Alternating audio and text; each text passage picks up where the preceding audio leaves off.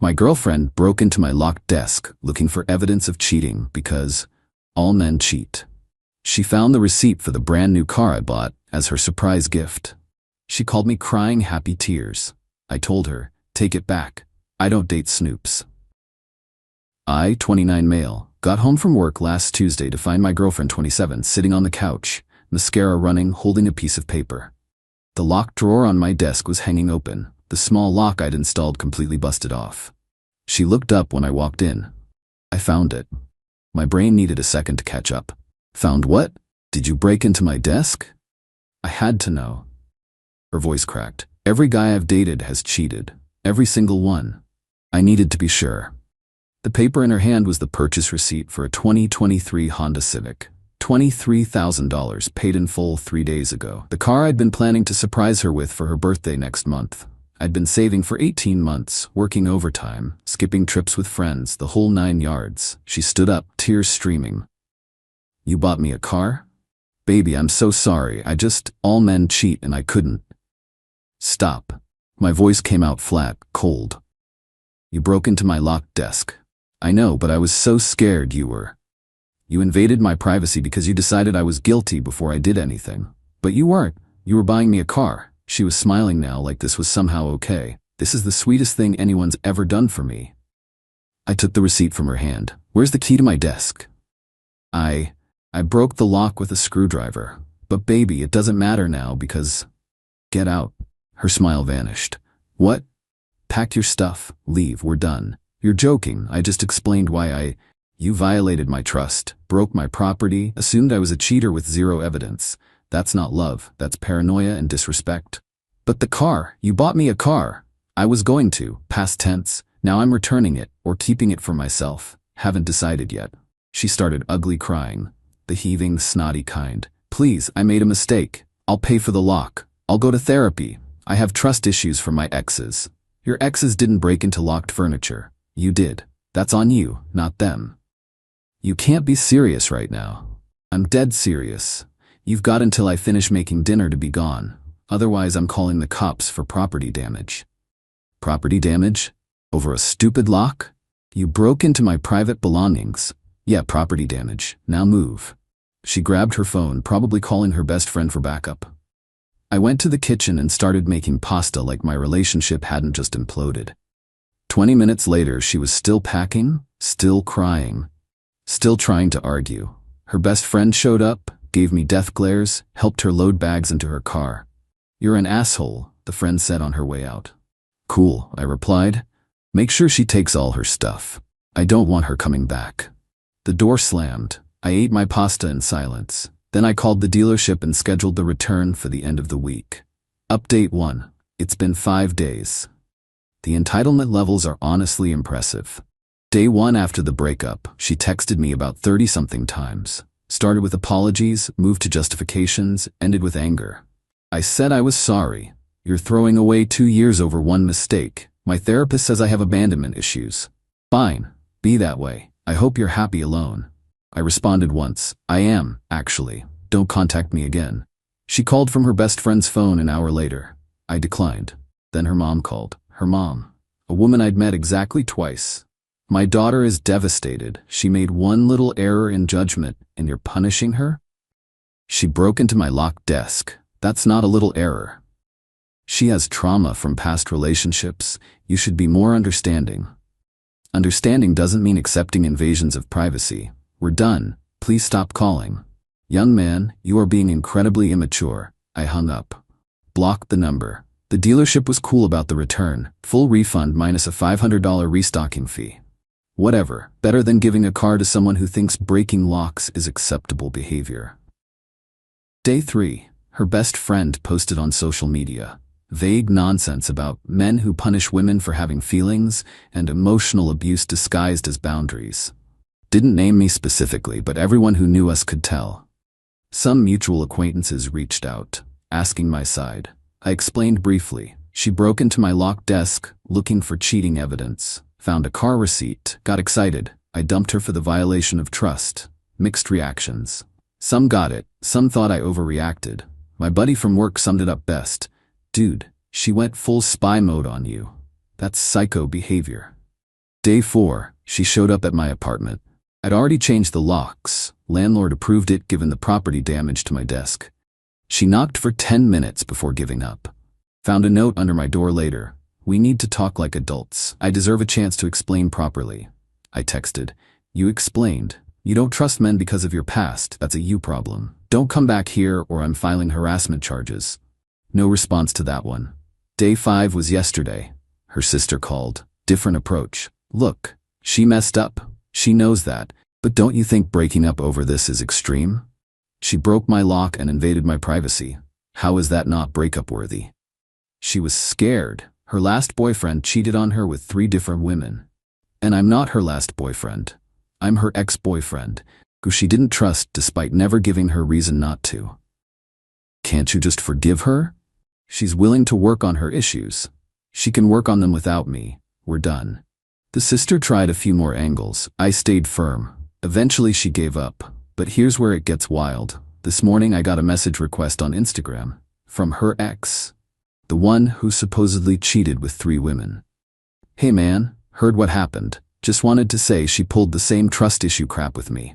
Accused me of cheating constantly, went through my phone, my computer, everything. The 3 women thing was her finding messages between me and coworkers. Work stuff. But she twisted it into affairs. Figured you should know she has a pattern. Good luck." I sat there staring at my phone. Processing. She'd told me her ex was a serial cheater, used it to justify her trust issues, but according to him, she was the problem. The paranoid one.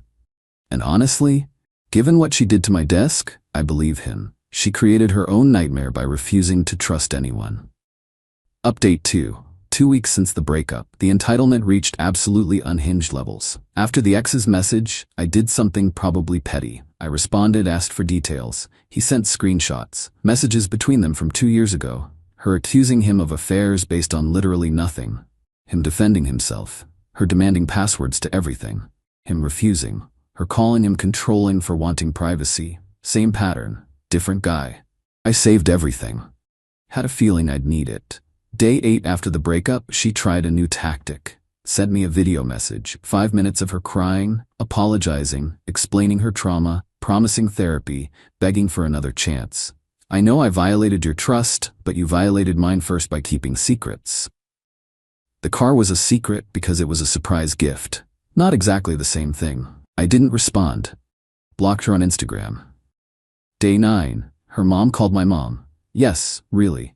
Complained that I was being cruel and heartless, that her daughter was suffering. My mom, bless her, shut it down. "My son set a boundary. Your daughter crossed it. He doesn't owe her forgiveness." Her mom apparently said something about the car, about how I led her daughter on with expensive gifts I then took away. My mom, he didn't take anything away. She destroyed the trust required to receive it. Gotta love my mom. Day 10, she tried showing up at my work. Security stopped her at the front desk. She claimed she needed to give me important documents. Apparently the busted lock from my desk, which she'd wrapped up with a bow and an apology note. Security called me. I told them I didn't want any contact, to send her away. They did. Professional as hell. She apparently made a scene, crying in the lobby. Security had to escort her out. My boss heard about it, called me in. "Want to explain why your ex-girlfriend is crying in our lobby?" I explained the desk situation, the car, the breakup, her escalating behavior. He nodded. "Document everything. If she comes back, we'll handle it legally." Day 12. Things escalated.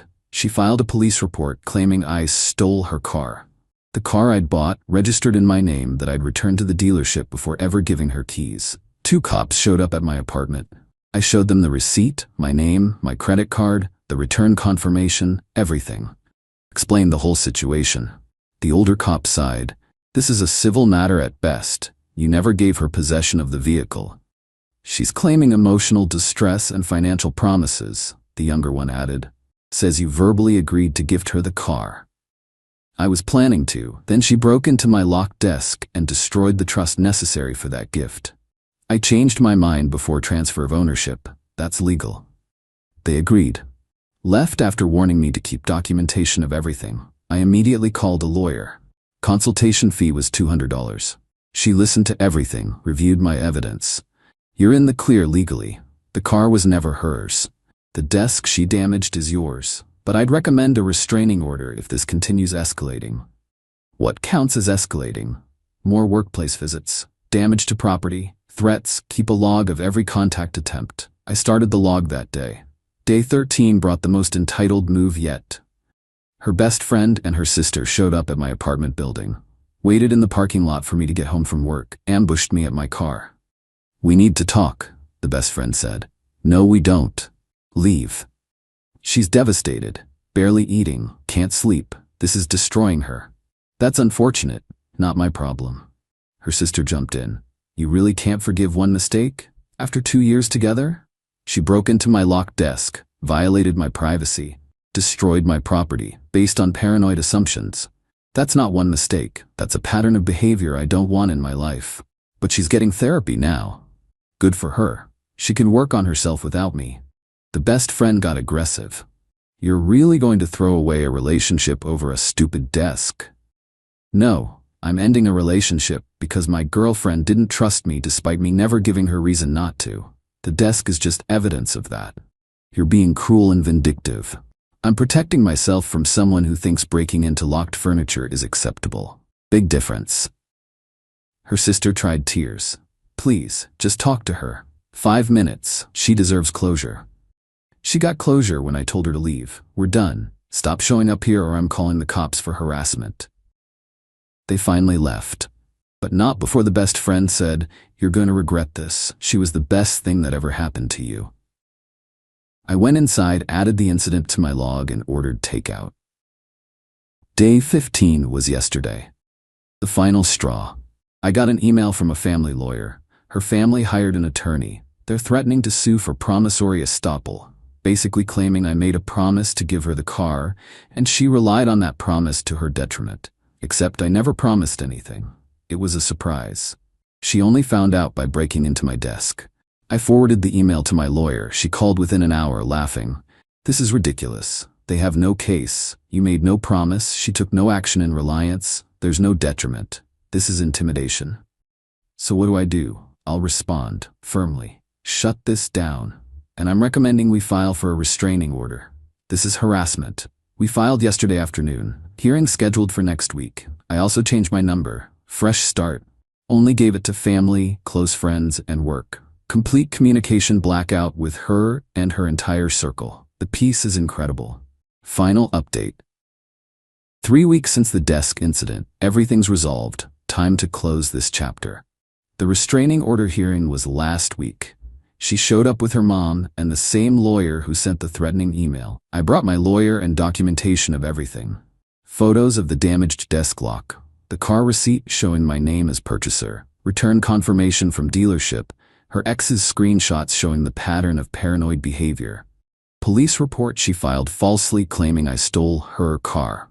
My log of every contact attempt, workplace visit, parking lot ambush. The judge reviewed everything, asked her direct questions. "Ma'am, did you break into your boyfriend's locked desk?" "Yes, but I thought he was." "Yes or no, please." "Yes." "And the car was registered in his name?" "Yes, but he was giving it to me." "As a surprise, correct? You found out by breaking into his desk?" "Well, yes, but..." "So he made no promise to you directly?" "He bought it for me." The judge looked tired. "But you only knew about it because you violated his privacy and damaged his property." Her lawyer tried arguing about verbal contracts and promises. Judge wasn't having it. "There's no contract here. Gifts required delivery and acceptance. The vehicle was never delivered. Mr. My last name discovered a violation of trust and chose not to complete the gift. That's his right." Her mom started crying. Her lawyer looked frustrated.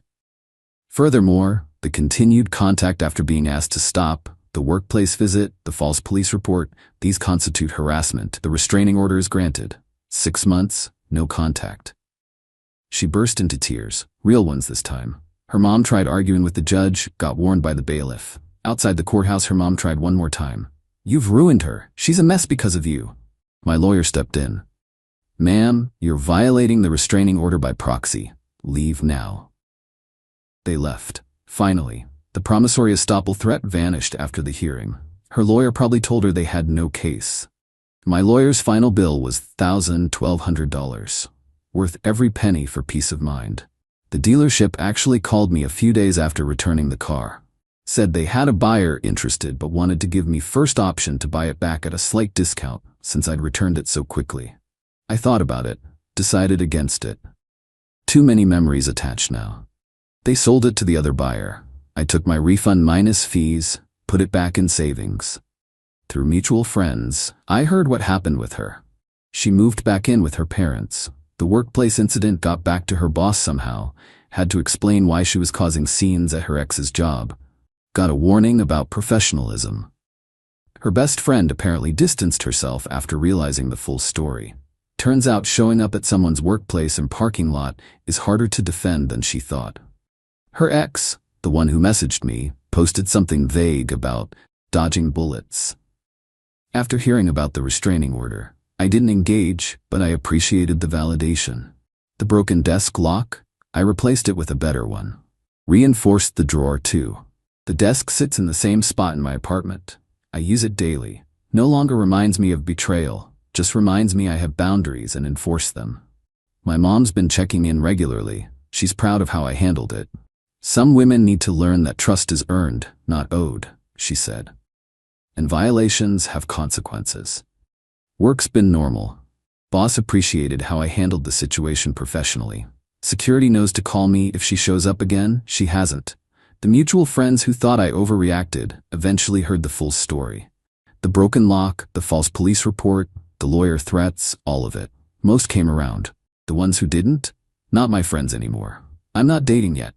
Taking time to process. My therapist? Yeah, I started going. Says what I experienced was a form of emotional violation, that my boundary setting was healthy and necessary. She also said something that stuck. Someone who loves you doesn't break into your locked belongings. Someone who loves you trusts you until given reason not to. The car thing still stings. I put so much effort into that surprise. 18 months of saving, planning, imagining her face when I gave her the keys. But I'm glad I found out who she really was before that moment. Before marriage, before kids, before legally binding our lives together. She showed me she didn't trust me. Showed me she'd rather violate my privacy than communicate. Showed me she'd make me pay for her ex's mistakes. That's not love. That's insecurity weaponized. The restraining order expires in 5.5 months. I doubt she'll try anything after that. But if she does, I'll handle it the same way I handled everything else, with clear boundaries and zero tolerance for disrespect. Someone asked me yesterday if I regretted being harsh with her. If maybe I should have given her another chance. I thought about it. Really thought about it. Then I looked at my desk, at the reinforced lock I installed, at the peace I feel knowing my space is respected. No regrets. She made a choice when she broke that lock. I made a choice when I told her to leave. She thought finding the car receipt would fix everything, that the gift would override the violation. But here's the thing about trust. Once it's broken, no gift is expensive enough to repair it. The car was worth $23,000. My peace of mind? Priceless. Time to move forward.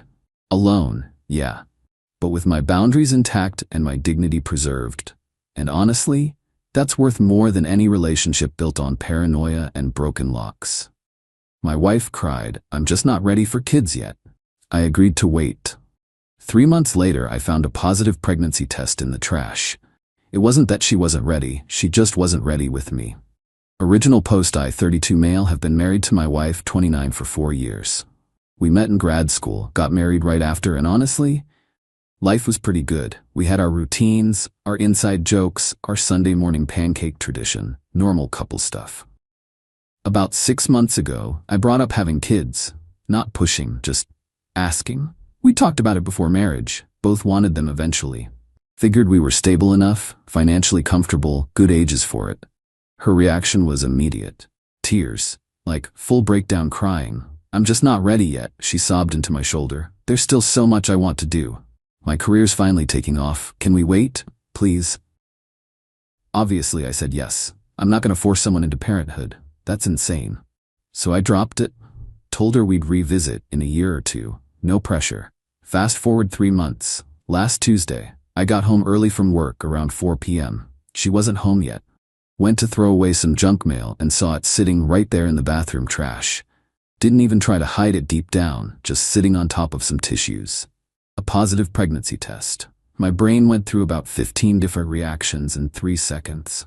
Joy, confusion, why didn't she tell me? Maybe she was planning a surprise. Then I noticed the date on the digital display. 3 days old. She'd known for 3 days and said nothing. I sat on the bathroom floor for maybe 20 minutes, just staring at that thing. Something felt wrong. Really wrong. If she was pregnant and happy about it, why the secrecy? Why cry about not being ready 3 months ago? I did something I'm not proud of. Went through her phone. I know, but that test was screaming at me that something was off. Found a text thread with a guy from her office. Let's call him her coworker. They'd been messaging for months. Nothing explicitly sexual in the recent ones, but familiar. Too familiar. Inside jokes, hearts, can't wait to see you tomorrow. Scrolled back. Way back. Bingo. From 2 months ago, I think I might be pregnant. His response, holy shit, is it mine? Her response, has to be. We've been careful with timing. I'm gonna be real with you. I nearly threw up right there on the bathroom floor. More scrolling, more messages. They'd been sleeping together for at least 6 months, right around when I asked about kids. The timeline was clicking into place like the world's worst puzzle. She wasn't ready for kids with me. She was already potentially having one with him. I screenshot everything, every message, sent them to my email, backed them up to a cloud drive. Then I put her phone back exactly where I found it, went to the kitchen, made myself a sandwich, ate it, felt nothing. She got home around 6. Normal greeting, kiss on the cheek, asked about my day. Fine, I said. Yours? Exhausting, she sighed. Boss is being impossible. I nodded. Went back to watching TV. That was Tuesday. Today's Friday. I haven't said a word. I've been planning. Called a lawyer Wednesday, got a consultation, explained the situation. He said I've got enough for fault-based divorce in our state. Adultery's still grounds.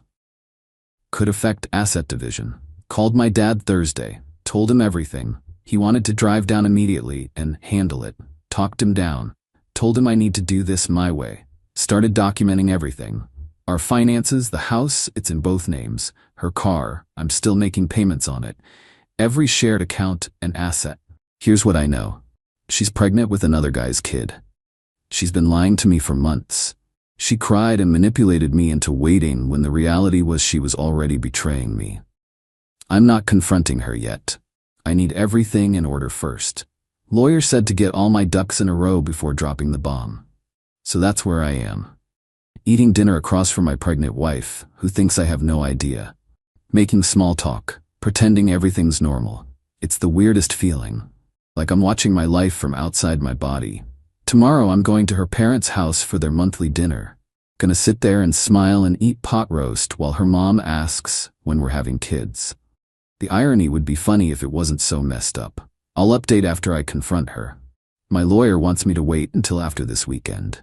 Something about strategy and timing. So Monday it all comes out. God, this sucks. Update 1, the dinner and the confrontation. That dinner at her parents' place was something else. We showed up Saturday evening. Her mom answered the door with her usual hug. Her dad was grilling in the backyard. Her younger brother was there with his fiancée. Normal family scene. Except I was sitting on a nuclear bomb of information. Her mom cornered me in the kitchen while helping with drinks. So, she said with that pointed mom tone, any news you two want to share? I nearly dropped the glass I was holding. What do you mean? Oh, come on. You've been married 4 years now. I'm not getting any younger. I'd like to meet my grandchildren before I'm ancient. My wife walked in right then. Mom, stop harassing him. We've talked about this. I'm just saying, your brother's getting married. He'll probably have kids before you do at this rate. The brother chimed in from the other room. That's the plan. Maybe by next year. My wife's face went pale. Actually pale. She mumbled something about checking on the food and bolted. Her mom looked at me. Did I upset her? She's just stressed about work, I said automatically. The lies came so easy now. Wonder where I learned that? Dinner was torture. Every mention of future plans, every casual comment about when you guys have kids someday felt like a knife. I watched my wife squirm. She barely ate. Kept excusing herself to the bathroom. Morning sickness or guilt? Who knows? Her dad asked me about a fishing trip next month. Just us guys. My son, you, maybe a couple of his buddies. What do you say? I looked at my wife. She was staring at her plate. Sounds great, I said, knowing full well I wouldn't be family by then. We left around 9. Quiet car ride home. She looked like she wanted to say something the whole drive but never did. Sunday came and went. Normal routine. She was on her phone a lot, texting him, probably. Monday morning. D-Day. I'd taken the day off work, told her I had a dentist appointment. She left for the office at 8. I gave it an hour, then called her. Hey, can you come home? Something came up. What? I just got here. Can it wait? No, come home now. My tone must have given something away because she went quiet. Is everything okay? Just come home. She showed up 30 minutes later, walked in looking nervous. What's going on? You're scaring me. I was sitting at the kitchen table. Had my laptop open, the screenshots pulled up, the pregnancy test sitting next to it. Sit down, I said. She saw the test. Her face went white. I was going to tell you. Sit down. She sat. I turned the laptop around, showed her the messages, watched her face cycle through panic, horror, then calculation, like she was trying to figure out which lie would work. It's not what it looks like, she started. Really? Because it looks like you've been sleeping with your coworker for 6 months. It looks like you're pregnant with his kid. It looks like you manipulated me into waiting to have children while you were already carrying someone else's. We didn't plan. Which part? My voice was so calm it scared me. Cheating on me? Getting pregnant? Or lying to my face while I held you crying about not being ready? She started crying. Real tears this time. I messed up. I know, but I love you. I want to make this work. Make what work? You're having another man's baby. I don't know if it's his. It could be yours. I actually laughed. Babe, we use protection every time. Have for 3 years because you insisted you weren't ready. The math doesn't work. Try again. She crumbled. Okay, yes, it's probably his, but I don't want him. I want you. This was a mistake. A 6-month mistake? Please. She reached for my hand. I pulled away. Please, we can figure this out. I'll end it with him. We can raise it together. It'll be ours. The audacity actually impressed me. Are you listening to yourself right now? You want me to raise the kid you made while cheating on me? People do it. Blended families work. Blended families are from previous relationships, not ongoing affairs. She switched tactics. Anger now. You went through my phone. That's invasion of privacy. You violated my trust. I violated your trust? The calm cracked. I violated your trust? Yes, you had no right. You're pregnant with another man's baby, and I'm the bad guy for finding out? She stood up. I need space to think. Cool. Take all the space you need. In fact, take it somewhere else. This is my house too. Yeah, about that. I pulled out the divorce papers my lawyer had prepared, slid them across the table. You'll want to get your own attorney. She stared at them. You're divorcing me? Yeah. What did you think was gonna happen? We just hug it out? But we can fix this. There's no fixing this. You didn't make a mistake. You made choices. Hundreds of them. Every time you slept with him. Every time you lied to me. Every time you looked me in the eye and pretended everything was fine. So that's it? 4 years and you're just done? You were done 6 months ago. You just didn't tell me. She grabbed the papers, ripped them in half. I'm not signing these. That's fine. I'll just file anyway. It'll take longer, but the result's the same. You're heartless. I'm heartless. That's rich coming from the woman who cried in my arms about not being ready fids while carrying her affair partner's baby. She slapped me. Not hard, but enough to sting. I stood up. Leave. Now. I live here. And I'm asking you to leave. You want to make this ugly? We can. I've got screenshots of every message. Every I love you sent him. Every time you lied to me. Your family will see them. Your friends. Your boss. Everyone. You wouldn't. Try me. We stared at each other for a long minute. Then she grabbed her purse and left. Slammed the door so hard a picture frame fell off the wall. I sat back down. Looked at the broken papers on the table. The pregnancy test. The laptop still showing her messages. Called my dad. It's done. How'd she take it? About as well as expected. You okay? Honest answer? No, but I will be. Update 2. The entitlement levels are off the charts. It's been 2 weeks since the confrontation. Buckle up because the crazy escalated fast. First few days she stayed at a hotel. Blew up my phone with texts ranging from apologies to threats. I didn't respond to any of them. My lawyer said, document everything, but don't engage. Then she showed up at my work. Wednesday afternoon. Walked right into my office like she owned the place. We need to talk, she announced. My coworker looked at me like, you okay? I nodded. She left, closing the door. How did you get past reception? Told them I was your wife bringing lunch. She didn't have lunch. We need to discuss this rationally. There's nothing to discuss. Get a lawyer. They'll talk to my lawyer. Stop being difficult. This affects both of us. No, this affects you and him. I'm just the guy who's moving on. You can't just throw away 4 years. I didn't throw them away. You did. She tried a new approach, softened her voice. I'm scared. I don't know what to do. The baby. Not my problem. How can you be so cold? Practice. Learn from the best. I opened my office door. Please leave. I have work to do. She left, but not before saying loud enough for half the office to hear. Fine. Abandon your child then. See if I care. Several heads popped up. My boss came over after she was gone. Everything all right? I gave him the short version. He was cool about it. Said to let him know if she showed up again and security would handle it. That weekend her mom called. I'd been avoiding their calls but figured I should answer eventually. What is going on? My daughter is devastated. Did she tell you why we're getting divorced? Pause. She said you grew apart. That's one way to put it. Ask her about her coworker. Ask her about the pregnancy test. Longer pause. What pregnancy test? The one I found. For the baby that isn't mine. I heard her gasp. That's not, she wouldn't. She did. 6 months. I've got proof. My daughter is not a cheater. Your daughter is currently pregnant with another man's child and tried to manipulate me into thinking I was the problem for wanting kids. But sure, whatever helps you sleep at night. I hung up. Later that day, her dad called. He was calmer. Son, is this true about the affair? I appreciated that he asked instead of accused. Yeah, I've got the messages. I'm sorry you had to find out this way. He was quiet for a bit. What do you need from me? Nothing. Just take care of her. She's gonna need support. And you? I'm handling it. For what it's worth, I'm sorry. You deserved better. That actually got me. Her dad was always decent to me. Thanks. I appreciate that. Monday came the real circus. She moved back into the house while I was at work.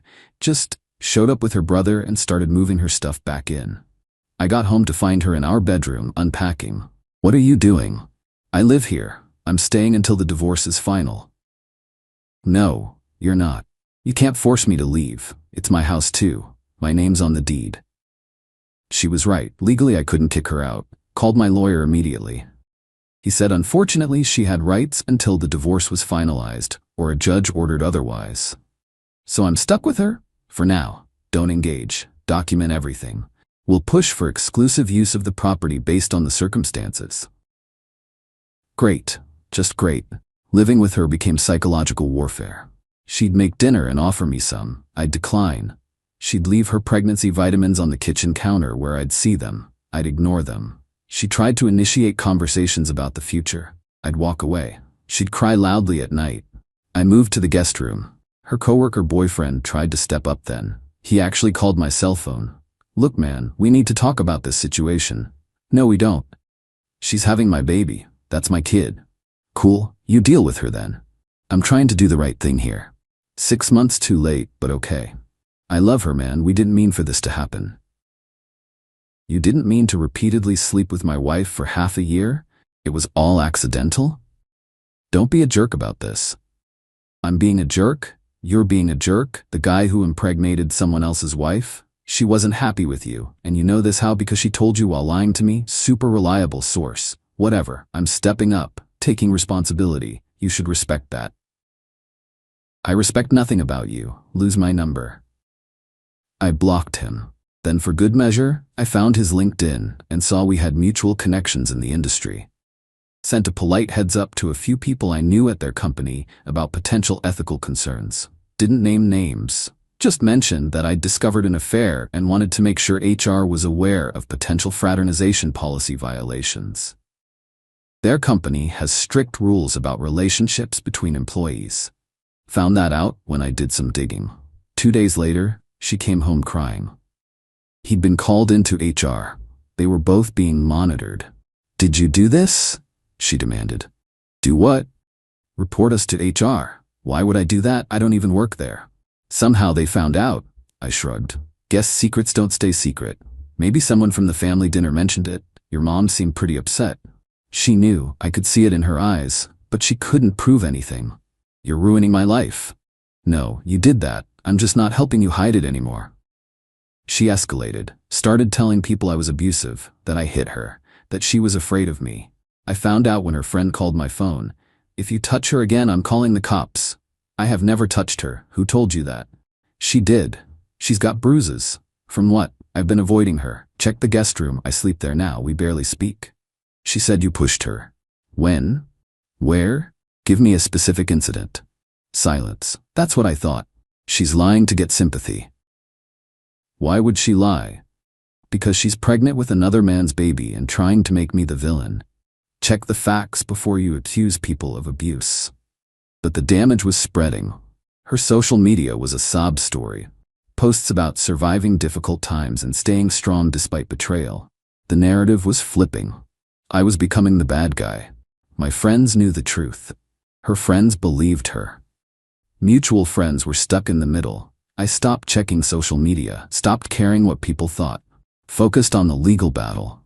My lawyer filed for exclusive use of the house, filed for an emergency hearing based on her attempts to slander me and the hostile living environment. She filed a restraining order request, claimed I was threatening and intimidating. The judge reviewed both filings, called us in for a hearing. We sat on opposite sides of the courtroom. Her lawyer painted me as controlling and vengeful. My lawyer presented the messages, the timeline, the proof of the affair. The judge looked tired. Let me get this straight. You, pointing at my wife, had an affair resulting in pregnancy, and you, pointing at me, want her out of the shared residence. Yes, Your Honor. My wife's lawyer jumped in. My client has nowhere else to go. She's pregnant and vulnerable. My lawyer countered. Her affair partner is still in the picture. She has family in the area. My client is being forced to cohabitate with the person who betrayed him while she carries another man's child. The judge rubbed his temples. I'm granting temporary exclusive use to the husband pending the divorce proceedings. Wife has 2 weeks to relocate. The restraining order request is denied due to lack of evidence. She burst into tears. Her lawyer tried to argue. The judge shut it down. 2 weeks. Figure it out.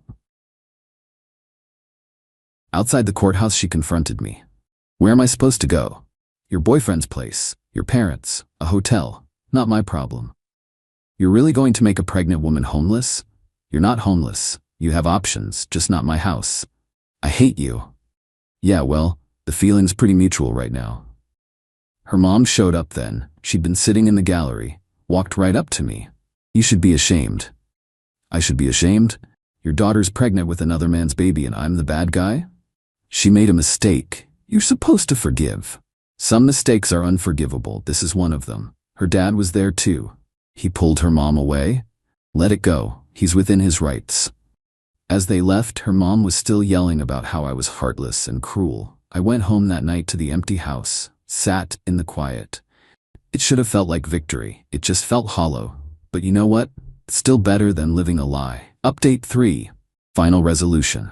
It's been 4 months since everything exploded. The divorce was finalized 3 weeks ago. Time for the final update because people keep messaging asking how it ended. The 2 weeks she had to move out were hell. She dragged her feet on everything, kept forgetting to pack things. Her boyfriend suddenly wasn't available to help. Surprise, surprise. Her parents had to come get her stuff. Her dad looked exhausted. Her mom still gave me death glares, but at least she kept quiet. The day she finally left, I changed all the locks, stood in the doorway watching her pull away in her car. She looked back once. I didn't wave. Divorce proceedings were messy but straightforward. My lawyer was good. The affair evidence made things cleaner legally. In our state, adultery affects asset division. She tried arguing for alimony. Judge wasn't having it.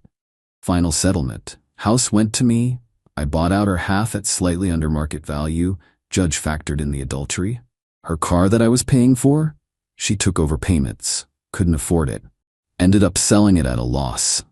Split other assets roughly 60-40 in my favor. No alimony. She tried to claim I should help with baby expenses. Judge shut that down instantly since the child wasn't mine.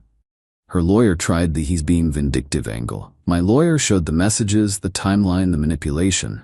Judge looked at her lawyer and said, "Your client committed adultery and tried to deceive her husband about paternity. He's not being vindictive, he's protecting his interests." Outside the courthouse after the final hearing, she tried one more time. "Can we talk? Just 5 minutes?" "No, please, I need closure." "You got closure. It's called divorce papers." "Don't you want to know why?" "Honestly, no, nothing you say will change anything." "I was scared," she said anyway, "of commitment, of the responsibility. He made me feel young again, free. I know it was wrong, but stop. I don't care. You made your choices, now live with them. I still love you. You love the security I provided, there's a difference." Her eyes teared up. "I hope someday you can forgive me. I hope someday you figure out how to stop being selfish, but I'm not holding my breath." I walked away, didn't look back.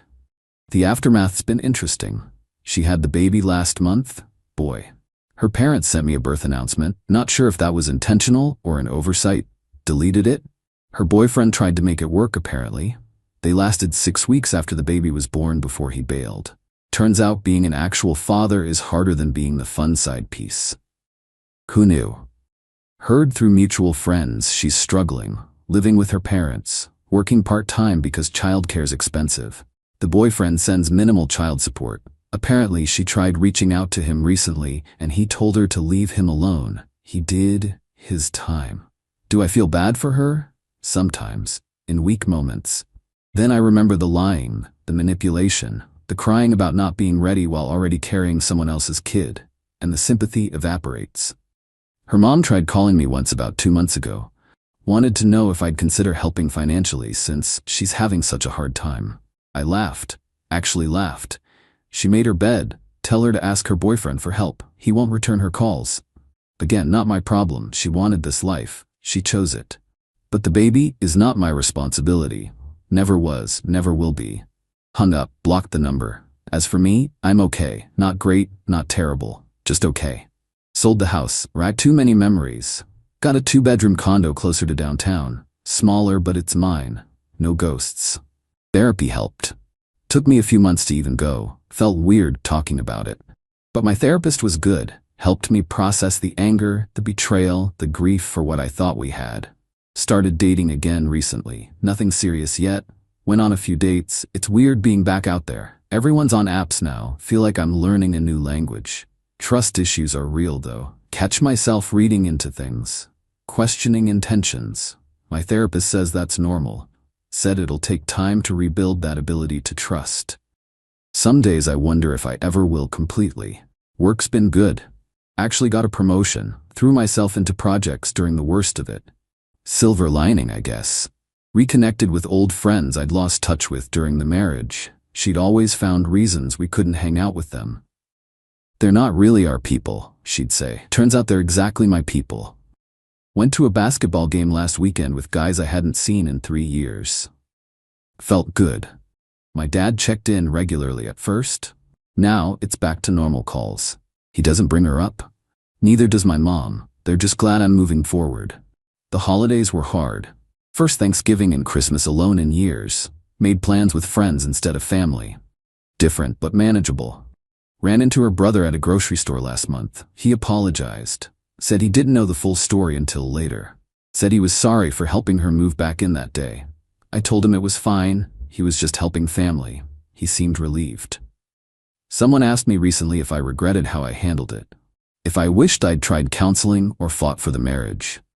Honest answer? No. You can't counsel your way through someone carrying another man's baby. You can't work through that level of betrayal. Some things are just done. She chose to cheat, chose to lie, chose to manipulate. Those were her decisions. I just refused to be collateral damage. The pregnancy test in the trash was a gift in a weird way. Showed me who she really was. Saved me from years more of lies. Do I miss the good times? Sure. I miss what I thought we had, but that was built on lies. Can't miss something that never really existed. I'm not the same person I was 6 months ago. I'm harder now, more guarded, but maybe that's not all bad. At least I'm not naive anymore. To anyone going through something similar, trust your gut. That feeling that something's wrong? Listen to it. Don't let anyone convince you you're paranoid or crazy. Protect yourself. Get evidence. Get a lawyer. And don't light yourself on fire to keep someone else warm. She wanted me to raise another man's kid while she kept lying to my face. The entitlement was unreal. Like I owed her that level of sacrifice after everything she did. Some people genuinely don't understand consequences. They think love means unlimited chances. That commitment means accepting anything. It doesn't. There's a difference between working through problems and being a doormat. She crossed lines you don't come back from. So yeah, I'm divorced, 32. Starting over. Could have been worse. At least I found out before I wasted more years. Before I raised a kid that wasn't mine. Before I buried myself deeper in a lie. The house is quiet now. No arguments, no tension. No wondering if she's texting him. Just peace. It's lonely sometimes. But it's honest. And after months of lies, honest feels pretty good. That's it. That's the story. She got what she wanted. Freedom, the baby, her boyfriend. Lost her security blanket in the process. But hey, choices have consequences. Me? I got my self-respect back. Got a fresh start. Got the chance to find something real someday with someone who actually deserves it. Fair trade, if you ask me. Thanks for following along. Time to close this chapter for real and see what's next.